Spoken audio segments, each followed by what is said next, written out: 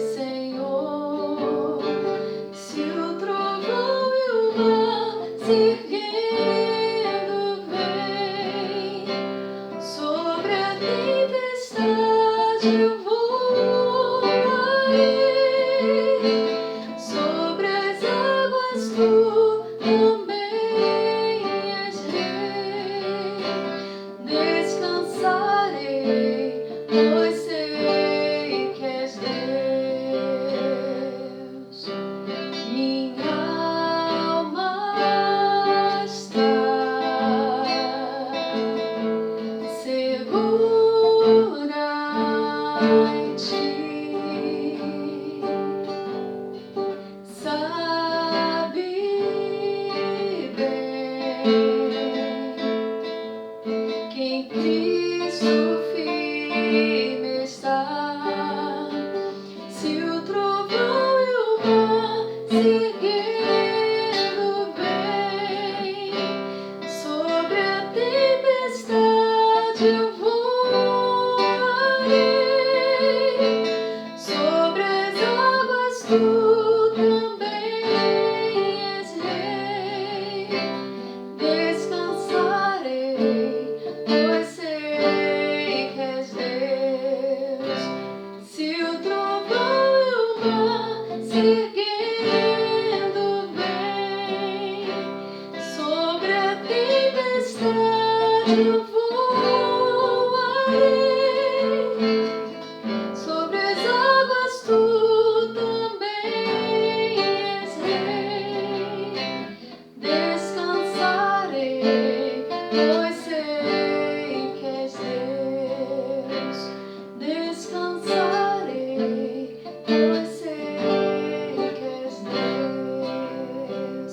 Descansarei, pois sei que és Deus.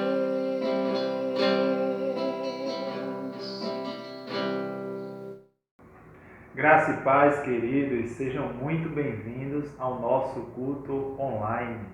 Convido você para, após o nosso culto, a nossa reflexão aqui, nós continuarmos o nosso culto em nossos lares, em um período maravilhoso de oração. E nós vamos orar por todos aqueles nossos queridos que estão passando alguma aflição neste período de isolamento, neste período de pandemia. Hoje nós vamos refletir sobre a parábola do semeador. Uma parábola que muitas vezes em minhas devocionais, eu falei com Deus e perguntei por que esta parábola não se chama a parábola do solo, porque a ênfase de Jesus ali é falar sobre o solo. Mas certa vez o Espírito Santo falando comigo disse o seguinte, que o solo que ele queria tratar ali era o coração do semeador. Então você vai perceber, amados, que esta parábola ela fala ao meu coração e ao seu coração. Acompanhe comigo a leitura do evangelista Mateus, do capítulo 13, do versículo 1 ao 9. Vamos ler do versículo 1 ao 9, depois vamos pular para o versículo 18 e vamos ler do 18 ao 23. Acompanhe comigo a leitura. Naquele mesmo dia, Jesus saiu de casa e se assentou à beira-mar. E grandes multidões se reuniram em volta dele, de modo que entrou num barco e se assentou. E toda a multidão estava em pé na praia. E de muitas coisas lhes falou por parábolas, dizendo: Eis que o semeador saiu a semear, e, ao semear, uma parte caiu à beira do caminho, e, vindo as aves, a comeram. Outra parte caiu em solo rochoso, onde a terra era pouca, e logo nasceu, visto não ser profunda a terra. Saindo, porém, o sol a queimou, e porque não tinha raiz, secou-se. Outra parte caiu entre os espinhos, e os espinhos cresceram e a sufocaram. Outra, enfim, caiu em boa terra e deu fruto, a 100, a 60 e a 30 por um. Quem tem ouvidos para ouvir, ouça. Versículo 18. Ouçam, portanto, o que significa a parábola do semeador. A todos os que ouvem a palavra do reino e não a compreendem, vem o maligno e arrebata o que lhes foi semeado no coração. Este é o que foi semeado à beira do caminho. O que foi semeado em solo rochoso, esse é o que ouve a palavra e logo a recebe com alegria. Mas ele não tem raiz em si mesmo, sendo de pouca duração. Quando chega a angústia ou a perseguição por causa da palavra, logo se escandaliza. O que foi semeado entre os espinhos é o que ouve a palavra. Porém, as preocupações deste mundo, a fascinação das riquezas sufocam a palavra e ela fica infrutífera. Mas o que foi semeado em boa terra é o que ouve a palavra e a compreende. Este frutifica e produz a 100, a 60 e a 30 por um. Vamos orar? Pai amado, Pai querido, te damos graças, Senhor, porque Tu és digno de toda honra e toda glória. Ó Deus, obrigado pela Tua palavra que está sendo semeada nos nossos corações. Que esta palavra, Senhor Deus, esta semente possa encontrar em nossos corações um terreno fértil, que possa germinar e crescer e frutificar, Senhor, para a Tua glória, ó Deus. Tira tudo aquilo que impede, ó Deus, todos os inimigos de uma vida frutífera possam cair por terra em nossas vidas, Senhor. É isso que nós te pedimos e te agradecemos em nome do Teu Filho Jesus. Amém. Queridos, essa parábola do semeador é a primeira parábola que Jesus conta para ilustrar o reino de Deus. Percebam, amados, que muitas vezes Jesus falou sobre este reino. Ele falava sobre este reino, pregava sobre este reino, porém existiam algumas dificuldades para que os seus discípulos e os outros que ouviam as suas explicações sobre o reino de Deus, eles entendessem qual era a natureza desse reino, ou o significado deste reino, ou a extensão deste reino. E algumas dificuldades, queridos, notem comigo algumas destas dificuldades. A primeira dificuldade era que todo reino precisa de um rei. Quando os seus discípulos ou o povo de Israel viam os outros reinos, muitas vezes eles tinham reis majestosos, ricos, os impérios tinham reis que eram muito ricos, tinham muito ouro, muita prata. E quando eles olhavam para Jesus, o próprio Jesus falou que ele não tinha onde reclinar a cabeça. Então eles tinham uma grande dificuldade de entender a natureza do reino de Deus. E a segunda dificuldade é que todo reino precisa de um território. Queridos, e quando eles olhavam para Israel ele estava sendo dominado por Roma. Eles viviam sob o jugo do Império Romano. Muitas vezes eles olhavam e não entendiam, eles esperavam um rei como Davi, que libertou o povo de Israel e expandiu o território de Israel na sua época, e que liderou, né, e estabeleceu um reino físico aqui, né, na terra.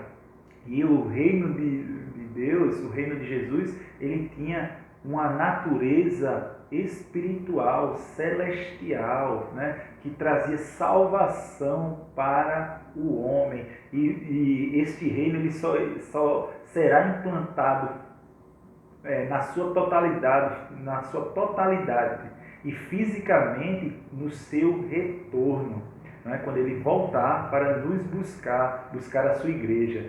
E a terceira dificuldade que eles tinham é que todo o reino precisava de um povo que fosse guiado por este rei. E quando Jesus pregava o seu evangelho, fazia sinais ali, muitas vezes aquelas pessoas, uns rejeitavam de cara aquela pregação, como os fariseus, os saduceus, os escribas. Outros aceitavam com grande alegria aquele reino, pediam para ser batizados, pediam para seguir a Jesus. Mas quando via a natureza do seu reino, quando viam as perseguições, muitos já diziam: opa, não é comigo não, e saía fora. Outros pediam para cuidar primeiro da sua vida, primeiro enterrar os seus pais, né, os seus mortos, né, os seus pais, aqueles que eles precisavam cuidar primeiro, para depois seguir a Cristo. E Cristo disse: não, primeiro nós devemos, né, buscar o reino de Deus. Então tinham as dificuldades, e para isso é que Jesus conta esta parábola, para ilustrar os tipos de solos, os tipos de ouvintes, de pessoas que estavam ouvindo a palavra de Deus. Ele quer falar a mim e a você que nós devemos cuidar do nosso solo, devemos cuidar do nosso coração, do nosso pensamento, da nossa vida, para que nós sejamos receptivos a esta palavra, e não só receptivos, mas também que nós possamos tirar tudo aquilo, cuidar tudo aquilo que impede a palavra de Deus de frutificar em nossas vidas. E quando Jesus contava as suas parábolas, queridos, e principalmente esta, era muito fácil deles compreenderem o significado daquela parábola, não o significado, mas eles compreenderem tudo aquilo que Jesus está falando, porque Jesus utiliza uma cena que era corriqueira, era algo que eles viviam naquele seu tempo. Qualquer homem da Palestina, qualquer homem judeu, ele sabia o que era um semeador saindo a semear num campo, porque os judeus, eles viviam numa época onde a agricultura era a sua principal fonte de renda. Então, quando Jesus contou aquela parábola, e eu vou colocar uma imagem aqui, eles sabiam o que Jesus estava tratando, porque todos os dias eles tinham acesso a essa imagem. É como se no tempo de hoje nós disséssemos assim: é como uma criança que pega a sua mochila e vai para a escola. Todos nós passamos por isso, não é? Nós pegamos a nossa mochila quando éramos crianças, nós pegávamos a nossa mochila e saíamos para a escola, ou de ônibus, ou de carro, né? Então é uma imagem, Jesus conta uma imagem que acontecia no cotidiano deles. E qual era a imagem que eles viam? Qual era o quadro que Jesus estava pintando? Era o quadro de um homem que saía semear, que pegava o seu alforje. E como era que eles semeavam naquela época? Primeiramente, o agricultor, ele arava a terra, ele preparava aquela terra para receber as sementes. Então ele pegava o seu alforje, enchia de semente e saía a semear. E ele, quando ele semeava, ele lançava as sementes, e lançava várias sementes, a fim de que toda a terra ela fosse permeada, ela fosse cheia das sementes, para que todo aquele terreno ficasse cheio destas sementes. E ao lançar as sementes, ele pegava e lançava várias sementes. Algumas daquelas sementes, ela caía no caminho, ou à beira do caminho, que Jesus conta. O que era este caminho? Este caminho eram passagens dentro do local onde eles iam plantar, ou à beira, né, do local que eles iam plantar, que era feita de terra batida, né? Essa terra batida, ela era batida porque muitos animais passavam por ali e até mesmo as pessoas passavam por ali. Então, esta terra era impenetrável à semente. Então, a semente ela ficava exposta. Então, facilmente, as aves do céu chegariam ali e comiam esta semente, levavam esta semente embora. O segundo terreno, o segundo solo que Jesus está dizendo, eram solos onde existia uma camada de rocha por baixo da terra, que ao arar, o agricultor ele não percebia que existia este solo embaixo.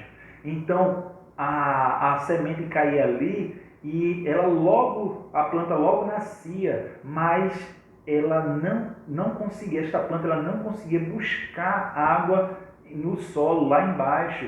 Então, quando saía o sol, o sol queimava aquela planta. O terceiro solo que Jesus está falando é o solo que é a semente que é lançada no solo e a planta nasce, mas também nasce junto uma erva daninha que sufoca o crescimento desta planta. Ela rouba o oxigênio, rouba a luz do sol que vem e alimenta aquela planta. Então esta planta ela não consegue viver. A erva daninha cresce mais do que esta planta e ela também não consegue ser frutífera, assim como as demais. E o quarto solo é o solo que é lançada a semente, a semente consegue frutificar, ela não cai em uma terra impenetrável como na beira do caminho, ela também não cai em solo rochoso e também não cai num solo onde há ervas daninhas, mas ela cai em um solo propício para o seu crescimento e essa planta cresce e dá fruto a 30, a 60 e a 100 por um, falando que ela traz lucro, um grande retorno para o agricultor. E, amados, quais são as ilustrações que nós temos nesse texto? Quais são as lições ou as aplicações que este texto, que esta parábola traz para a minha e para a sua vida? Notem, amados, que Jesus fala de 3 personagens aí. Ele fala do semeador, ele fala da semente e ele fala do solo. Nós vamos enfatizar mais o solo, como Jesus fez, mas também nós vamos falar um pouco sobre o semeador e sobre a semente. E a primeira lição que nós temos deste texto, queridos, é: assuma a sua responsabilidade no reino de Deus como semeador da palavra. O semeador da história somos nós. E, queridos, eu concordo com John MacArthur quando diz: na parábola dos solos, o semeador não é identificado porque a sua identidade não importa. Ele representa qualquer um que distribua a semente, qualquer um que proclame a palavra de Deus, seja por meio da pregação, do evangelismo pessoal, do testemunho individual ou outra forma qualquer. O semeador é todo o que lança a palavra ou a mensagem do evangelho. Enquanto os servos do Senhor, Deus nos deu a excelente responsabilidade de semear na vida dos nossos cônjuges, dos nossos filhos, dos nossos vizinhos, dos nossos amigos de sessão. Amados, nós somos os semeadores do nosso lar. Se você é pai, você é o sacerdote do lar. Você tem que ensinar os seus filhos no caminho que deve andar. Se você é mãe, a palavra de Deus diz em Provérbios 14:1, ou esposas, né? Mães e esposas: toda mulher sábia edifica a sua casa, mas a tola a derruba com as próprias mãos.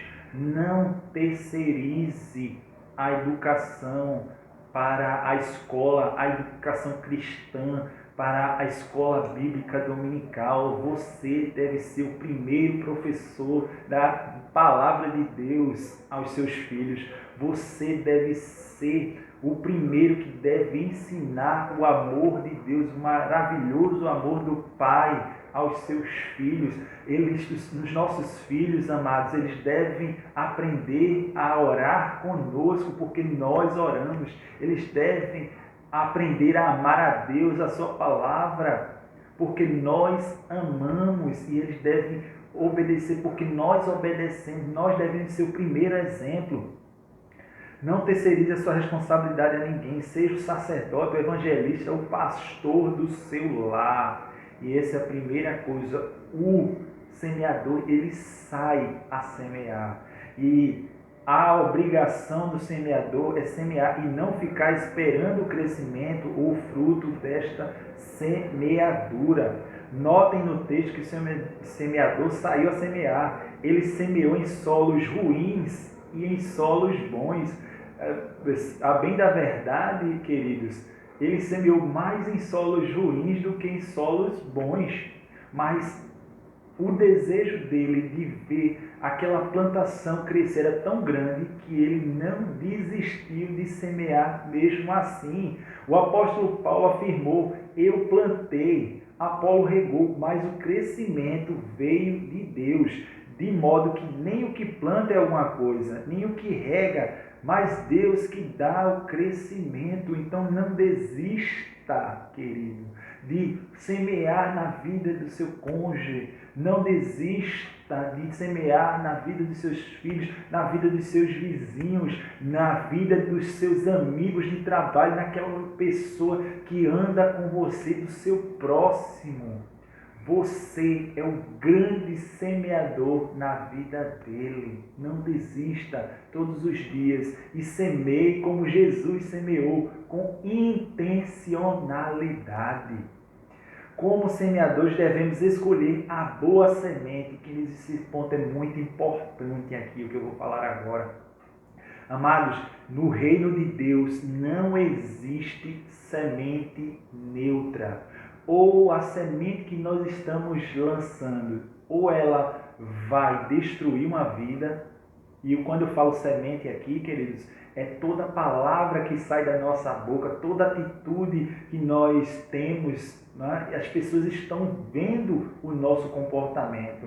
Amados, ou ela destrói uma vida, ou ela constrói, ou ela contamina, ou ela edifica uma vida, amados. Então, queridos, principalmente para os pais, nunca use uma palavra que vai amaldiçoar o seu filho. Troque as palavras de maldição por palavras de bênção na vida de seus filhos. Nunca diga que seu filho é burro. Nunca diga que ele não presta para nada. Muito pelo contrário, diga a ele que Jesus morreu pelos pecados dele. Queridos, diga que ele é inteligente, use palavras de afirmação para ele. Porque, queridos, a primeira palavra que ele vai acreditar é a sua palavra. As palavras têm muito poder na vida dos nossos filhos. Eu já vi pais, amados, que falavam palavrões com os seus filhos. Isso traz maldição para os seus filhos, amados.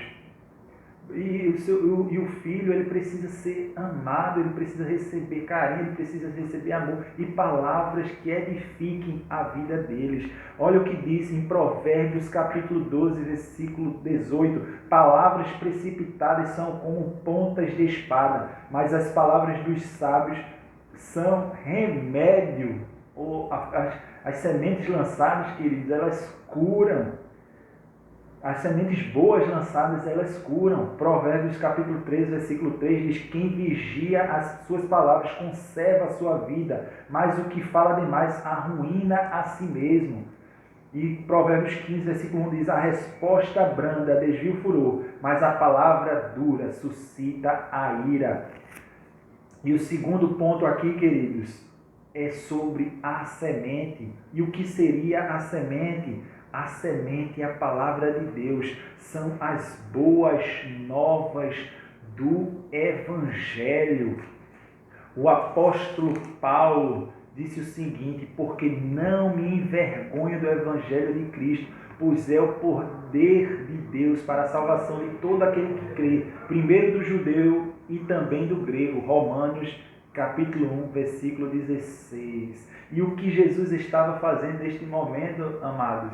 Intencionalmente ele estava pregando as boas novas do reino de Deus. Ele pega o barco, ele sai, né, da multidão para não ser esmagado. Ele usa aquele púlpito que era o seu barco, né, e vê aquela multidão naquela planície, e ele usa aquele terreno para propagar o evangelho do reino de Deus. Então, amados, use todas as suas oportunidades para propagar essa semente que é a palavra de Deus. Se você canta, cante a palavra de Deus. Se você ensina, ensine a palavra de Deus. Se você prega, pregue a palavra de Deus. Muitos, amados, nas nossas igrejas estão substituindo a palavra genuína de Deus, a palavra de Deus, por palavras de autoajuda, palavras que vão levantar o ego das pessoas.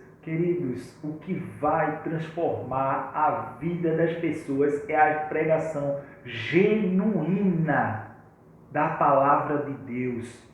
E não só pregar a palavra de Deus, mas também nós temos que pedir misericórdia a Deus para vivermos esta palavra. Todos nós sabemos, todos nós já ouvimos uma frase que diz, uma oração que diz: a palavra convence, mas o exemplo arrasta. Jesus não só pregou a palavra, as boas novas do reino, mas também viveu esta palavra. E muitos sabem também que a única palavra que as pessoas vão ler muitas vezes em sua vida é o nosso testemunho, queridos.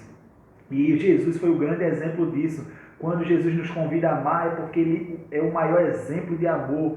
Ele nos amou primeiro. Quando Jesus nos convida a perdoar, é porque Ele é o maior exemplo de perdão e misericórdia. Quando Ele nos convida a tomarmos a nossa cruz, é porque Ele tomou a sua cruz primeiro e morreu pelos nossos pecados. Agora, amados, eu gostaria de entrar nos solos, nas nossas vidas, porque os solos aí representam os nossos corações, onde a palavra é lançada, queridos. E duas formas nós podemos interpretar esses solos. Nós podemos dizer, e são duas formas corretas. A primeira é dizendo que os solos representam os ouvintes, não é? Aqueles fariseus que tinham seu coração duro, que era impenetrável. Outro solo que caiu, que não tinha profundidade, era aqueles que recebiam a palavra de Jesus, viam os sinais de Jesus e logo ficavam alegres, queriam se batizar e tudo, mas daqui a pouco vinha a perseguição. E os outros são aqueles que queriam, né, que queriam seguir Jesus, mas primeiro eles tinham que cuidar das preocupações da sua vida, por isso que tinham uma vida infrutífera. Mas, amados, eu percebo que Deus quer falar muito mais do que simplesmente apresentar estereótipos para mim, para você. Perceba, amados, que muitas vezes nós temos vidas infrutíferas dentro da igreja. Nós muitas vezes olhamos para os ateus e dizemos: esses aí têm o coração duro. Mas nós também temos o coração duro para a realidade do Evangelho, amados. Muitas vezes nós não conseguimos identificar nas nossas vidas porque nós não estamos sendo frutíferos. E aqui eu quero identificar com você alguns inimigos de uma vida frutífera, de uma vida abundante, de um casamento frutífero, de um casamento abundante, de um casamento que honre, que glorifique a Deus, queridos. E que todos os nossos aspectos nós possamos, toda a nossa vida possa ser frutífera, queridos.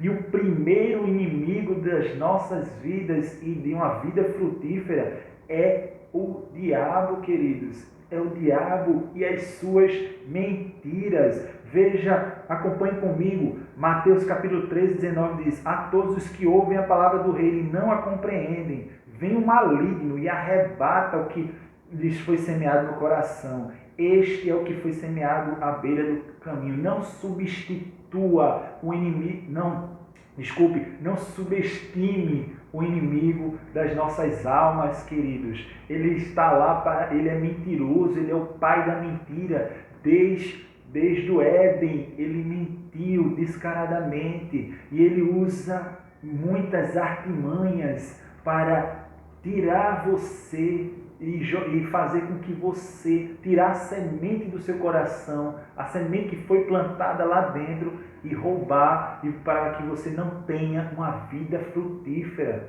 Percebam, o não compreender aqui, amados, eu gostaria de frisar isso, o não compreender aqui não é simplesmente a pessoa que não entendeu o que Jesus disse, porque os discípulos também não entenderam e eles precisaram de uma explicação, mas são aqueles que obstinadamente não querem compreender a palavra, aqueles que têm o seu coração endurecido. Se lembra da explicação da beira do caminho? Era um solo que a semente não conseguia penetrar, porque era um terreno duro, e que vinha o inimigo ou a ave e roubava aquela semente. Então, amados, nós devemos cuidar do nosso coração para que ele não seja impenetrável à palavra de Deus.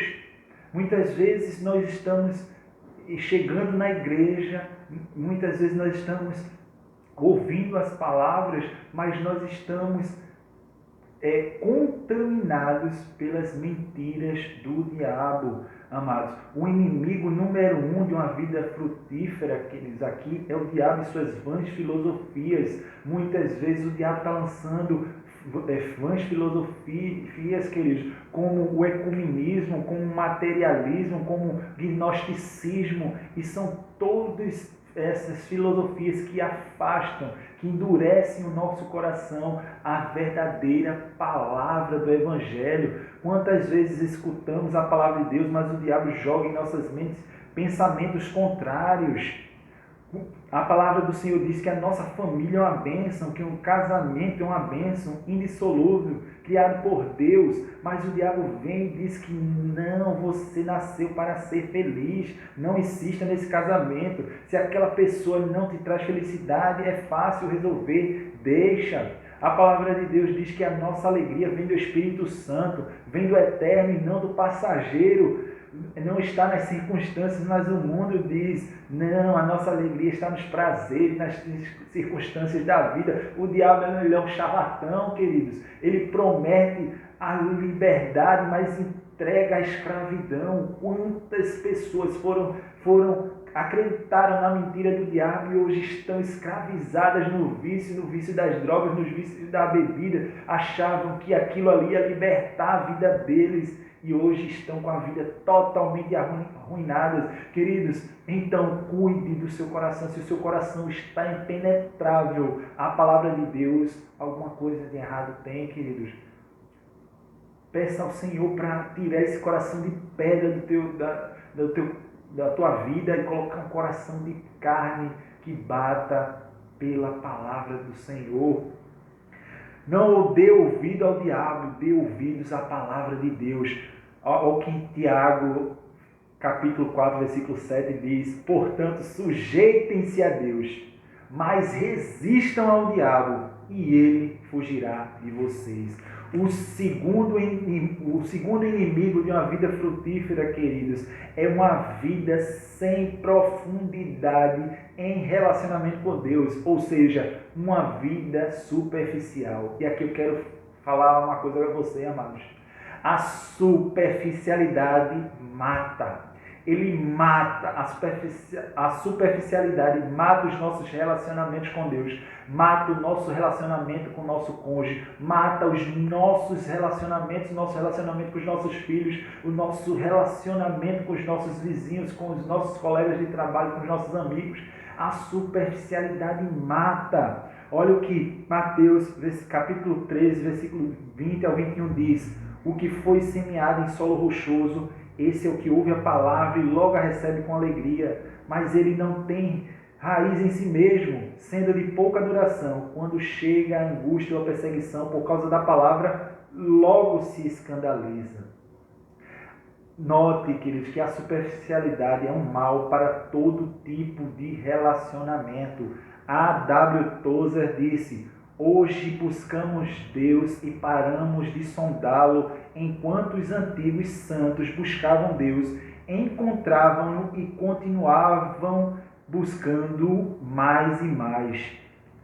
Quantas pessoas, queridas, que você conhece, amigos do Evangelho, amados, que recebem a palavra com alegria, não é? Que ouvem as músicas, que falam do amor de Deus com alegria, mas elas não têm uma vida profunda em relacionamento com Deus, não tomam a decisão de seguir a Cristo. Então tome uma decisão radical de seguir a Cristo, de se aprofundar nesse amor.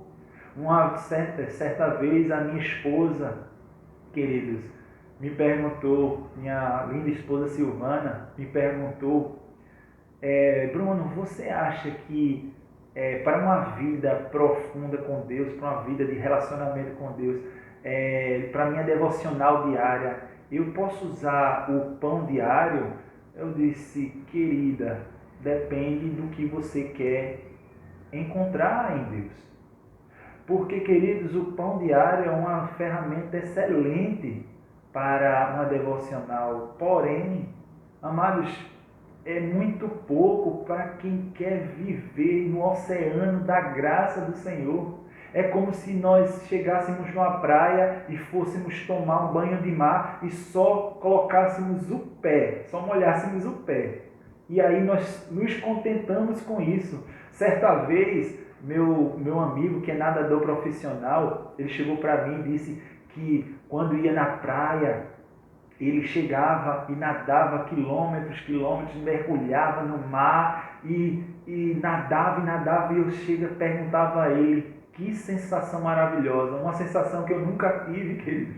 Por que eu nunca tive? Porque eu não me aprofundei em saber nadar, em fazer uma aula de natação. Então a única sensação que eu tinha era molhar os pés e ir no máximo até o peito, porque não tenho a habilidade necessária para mergulhar, para nadar até o fundo. Então nunca vou, se eu não me aprofundar, se eu não fizer uma aula de natação na minha vida, eu nunca vou ter essa sensação que o meu amigo tem de ir até o fundo, nadar, mergulhar.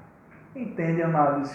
Porque esta é a necessidade de nós nos aprofundarmos na leitura da palavra, a necessidade de nós termos uma vida de oração, uma vida de oração permanente, que dê fruto, que seja todos os dias, que seja uma vida de oração constante. E, amados, uma vida de leitura da palavra, que não se contente simplesmente com um versículo por dia, mas que mergulhe no oceano da graça, que busque ler a palavra em amor, não é? O próprio Jó, que era símbolo de integridade, de justiça, de santidade, disse: eu te conhecia só de ouvir, mas agora os meus olhos te veem. Se Jó falou uma coisa dessa, queridos, imaginem eu e você quanto nós precisamos conhecer e continuar conhecendo desse amor, do amor do Senhor. Só assim poderemos vencer as angústias, as aflições e as perseguições. Por isso que muitas vezes muitos se afastam quando veem as dificuldades, porque não tem raiz profunda. Existe um solo no coração que a palavra chega só nos ouvidos e na mente, mas ela não consegue enraizar até o coração, queridos. Ela não consegue tomar a vida toda, a nossa vida toda. E muitos só têm aquela alegria passageira. Daqui a pouco estão na igreja, daqui a pouco vão esfriando e saem da presença do Senhor. A superficialidade, queridos, causa uma alegria rápida e passageira. Contudo, quando vêm as dificuldades, estas pessoas se desviam do reino de Deus.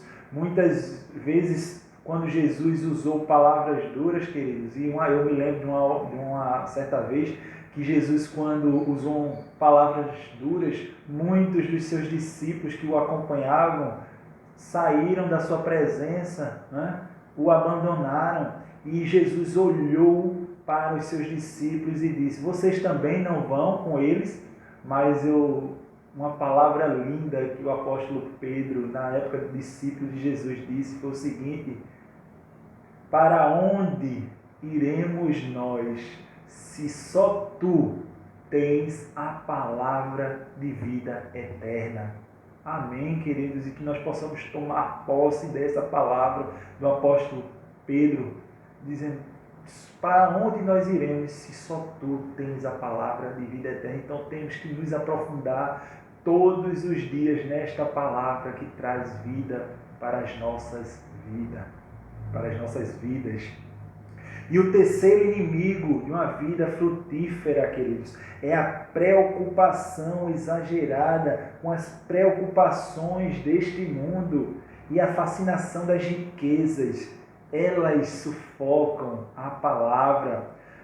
Acompanhe comigo Mateus capítulo 3, versículo 22, que diz o seguinte: o que foi semeado entre os espinhos é o que ouve a palavra, porém as preocupações deste mundo e a fascinação das riquezas sufocam a palavra e ela fica infrutífera.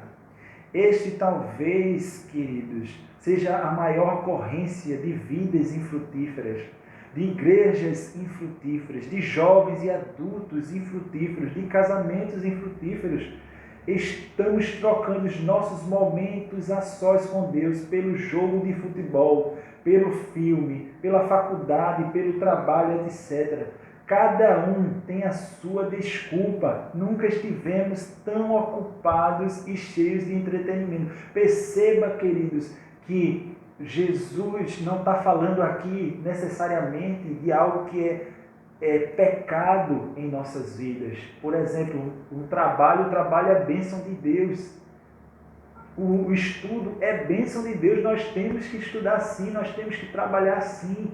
Porém, amados, muitos de nós estamos tão preocupados com essas coisas, tão preocupados com acumular riqueza, tão preocupados com o nosso dia a dia, que nós, em vez de vivermos a vida de Maria, nós estamos querendo ter a vida de Marta, em vez de escolher a boa parte que é estar em relacionamento com Deus. Nós somos sufocados pelas coisas do mundo, pelas fascinações do mundo e acabamos abandonando o nosso primeiro amor. Não temos tempo de conversar com o outro, de orar, de ler a Bíblia. Nossos relacionamentos muitas vezes são funcionais. Estamos trocando o celestial pelo terreno, o espiritual pelo carnal, o eterno pelo imediato. Trocamos o principal pelo secundário, a presença de Deus pelos presentes de Deus.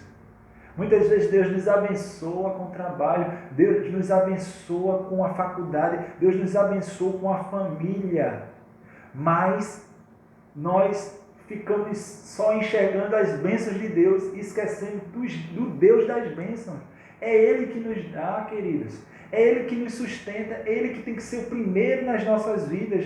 Percebo que nem sempre as preocupações e a fascinação são pecados em si. O grande problema é quanto as bênçãos de Deus tomam o lugar de Deus, das bênçãos em nossa vida.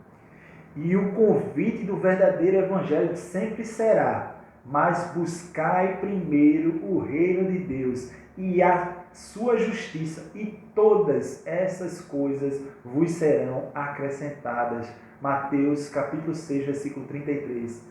Marcos 8,34 diz: e chamando a si a multidão com os seus discípulos, disse-lhes: se alguém quiser vir após mim, negue-se a si mesmo e tome a sua cruz e siga-me. Há uma necessidade, queridos, de nos negarmos a nós mesmos, a negarmos as paixões, as preocupações, as fascinações desta vida e tomarmos a cruz que o Senhor nos deu a cada um de nós. E só assim nós seremos capacitados por Ele para o seguir. E, amados, agora eu quero entrar no principal inimigo de uma vida frutífera. Você pode perguntar, como assim o principal inimigo de uma vida frutífera? Você já falou do inimigo. O irmão Bruno, você já falou de uma vida superficial. E você também já falou agora das fascinações das riquezas. Tem alguma coisa pior do que isso? Na verdade, o maior inimigo, queridos, e existe um pior, somos nós mesmos. Percebam, amados, que o diabo ele só rouba a semente após a semente ter caído num solo infrutífero. As fascinações das riquezas somos nós que resolvemos olhar para as fascinações com mais alegria do que olhar para as coisas de Deus com alegria, queridos. E nós é que não aprofundamos o nosso relacionamento com Deus. Então nós que somos, muitas vezes, somos o nosso maior inimigo. Mas o que foi semeado em boa terra é o que ouve a palavra chega à sua mente. A palavra e a compreende, recebem essa palavra, chega aos nossos corações, a palavra chega ao nosso coração. Este frutifica e produz. Esta palavra orienta as nossas ações.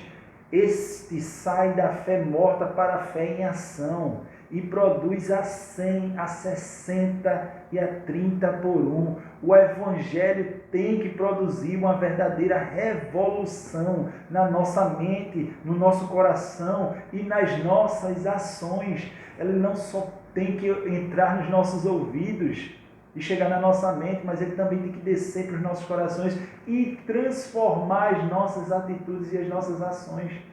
Então, amados, nós temos que buscar amolecer o nosso coração para as verdades do Senhor. Temos que buscar profundidade no relacionamento com o Senhor e temos que olhar com maior alegria para o Senhor das bênçãos do que para as bênçãos de Deus, que muitas vezes tem tirado o nosso tempo com Deus. E eu quero terminar, amados, a nossa reflexão lendo com vocês Salmos capítulo 1, do versículo 1 ao 3, que diz o seguinte: Bem-aventurado o homem que não anda segundo o conselho dos ímpios, nem se detém no caminho dos pecadores, nem se assenta na roda dos escarnecedores. Primeiro, a palavra diz aquilo que o homem não faz, o bem-aventurado. Agora ele vai mostrar o que o bem-aventurado faz.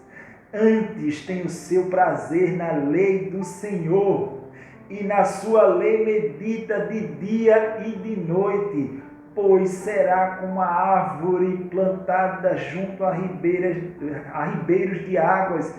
Esse homem ele tem alimentos do Senhor, vindo direto do Senhor, a qual dá o seu fruto no seu tempo.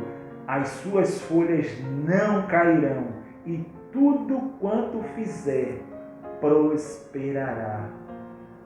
Quer ter uma vida frutífera, amados? Tenha o seu prazer na lei do Senhor.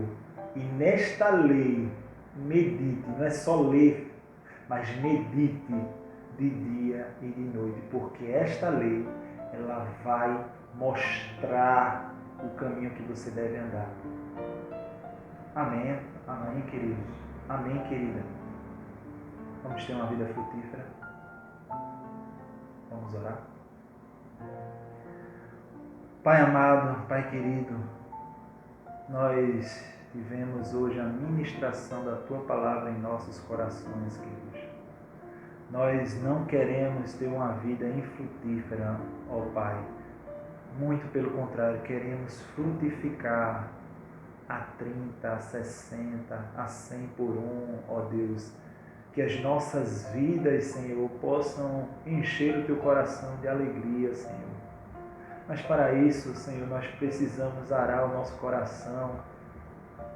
Temos que amolecer ele, Senhor, para a Tua palavra, Senhor Deus. Que o Teu Espírito Santo possa, Senhor, fazer uma cirurgia dos nossos corações, nos nossos ouvidos, na nossa vida por completo, Senhor. Que nós possamos viver uma vida em profundidade contigo, Senhor. Não deixa que a superficialidade dos nossos relacionamentos, Senhor, do nosso relacionamento contigo, mate a semente que foi plantada em nossos corações, Senhor. E que nós possamos, Senhor, olhar para Ti e ver, Senhor, que o Senhor, o Teu reino, tem que ser o primeiro em nossas vidas, Senhor. Que nós devemos buscá-lo em primeiro lugar em nossas vidas, para que a nossa vida seja abundantemente frutífera, Senhor. É isso que nós te oramos, ó Deus, e te agradecemos em nome do Teu Filho Jesus. Amém. Que Deus possa abençoar a sua vida, que você possa ter uma vida muito frutífera, muito abundante, para a honra e glória do Senhor.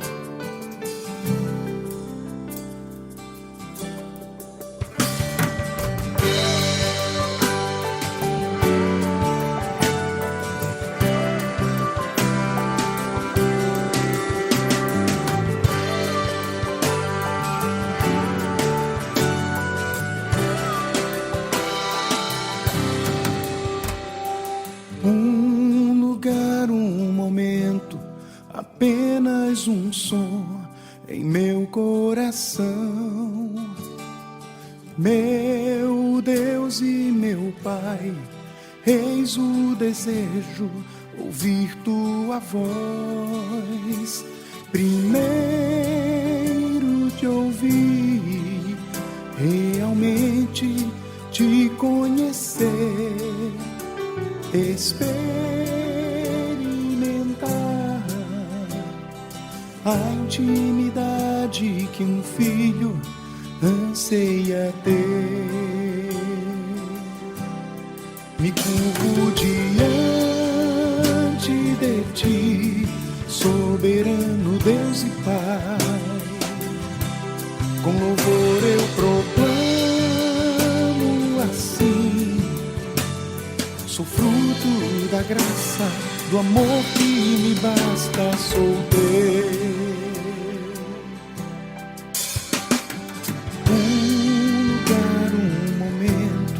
Apenas um som em meu coração.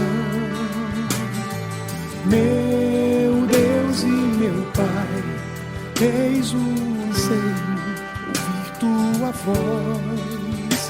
Primeiro te ouvir, realmente te conhecer,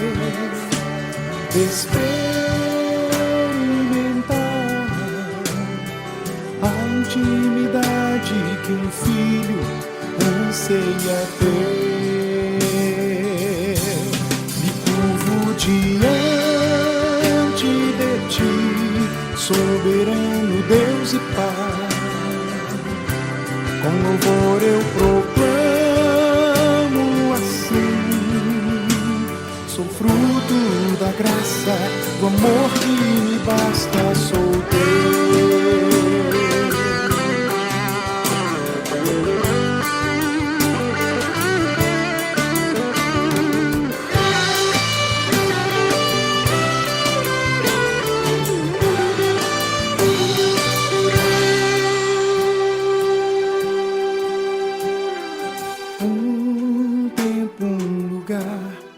Belo momento, nova canção, som que vem do céu, trovão ou silêncio, adoração.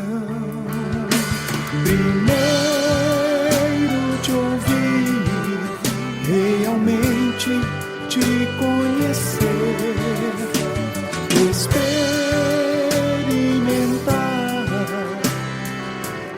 intimidade que um filho anseia ter.